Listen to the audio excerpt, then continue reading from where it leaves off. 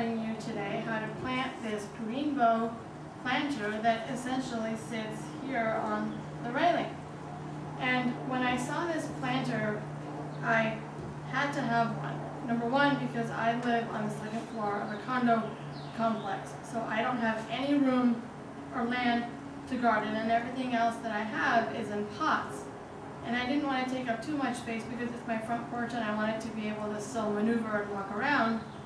So when I saw this and realized that it just sits on top of a railing, I was convinced that this would be perfect for my garden. I posted all over Facebook about how I wanted to plant this, and for me, when I decided to pick plant material, I specifically decided that I wanted to pick California native plants for two reasons. Number one, I live in California, and number two, the rest of the plants in my garden are California natives, so there's a theme that I wanted to mimic and maintain. I also am a landscape designer that loves to design California native gardens, so I've also decided in my own life to essentially practice what I preach. So then I was contacted by Fern Richardson from Life on the Balcony, who had a Groupon from Tree of Life Nursery that sells California native plants that she donated to me in the making of this video. So the plants that I bought at Tree of Life, this one is called Satureja Douglasii Yerba Buena, which is a California native mint. And essentially what you can do is take a leaf and literally eat it. And the leaves are almost quite literally edible. They taste like spearmint. And if you're walking out of the house and you need a little breath freshener, this is perfect. The other plant that I bought is this, which is called Monardea viosa coyote mint. And the reason why I picked this specifically is because it doesn't get too tall. However, in this particular container, it's tall enough that it gives me just a little bit of height that I need. So what I'm going to do to plant this planter is first, I'm going to add some soil to either side of the planter. I'm just going to pour the soil in, nothing fancy.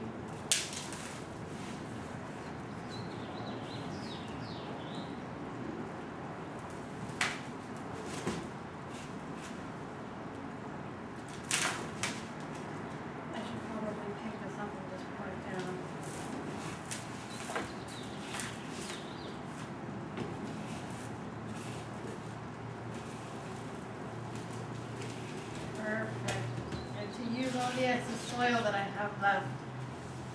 So now that I've put in the required amount of soil that I need, and it just so happens that I had enough, what I'm going to do is now put in the plants.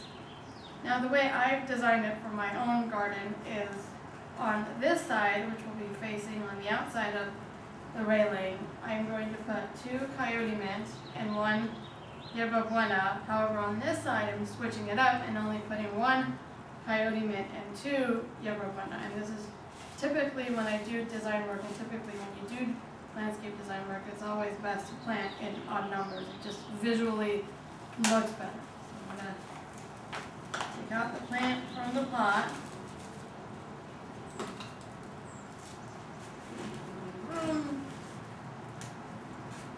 Now I may have to squeeze the plant a little bit, which I don't think will be too much of a problem for the plant. It'll survive. And I purposely pick plants that don't get too tall, and part of that reasoning is because there's not enough room for the plant to expand and grow.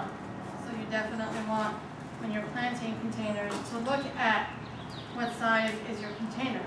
I would never plant a tree in this pot because that obviously wouldn't work. The eventual height of the tree would clearly be bigger than the allowed room for the inside of this container. So now I'm going to cut in this coyote mint here, kind of in this corner. I'm going to grab one of the yerba buenas. I'm just kind of going to squeeze it a little bit so that it fits.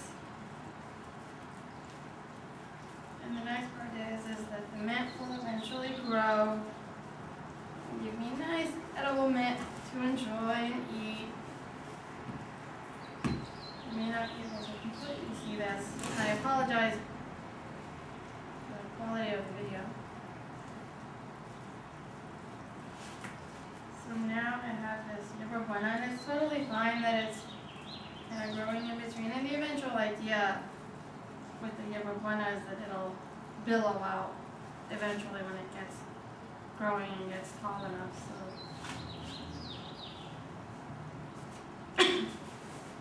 now what I'm going to do on this side of the planter is put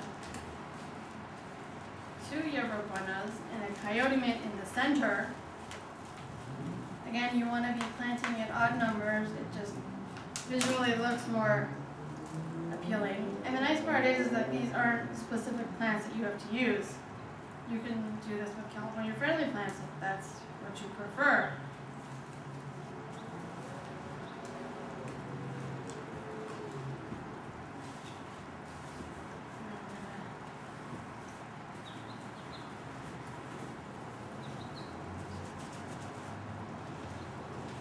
So far, I'm liking the planter. It seems to be very easy to plant in, very easy to work with. And thank you to Liz at Greenbo Designs for sending me one of these. It is absolutely awesome. And now I will add the last plant being coyote mint. And thank you to Fern Richardson at Life on the Balcony for donating the Tree of Life Nursery Groupon.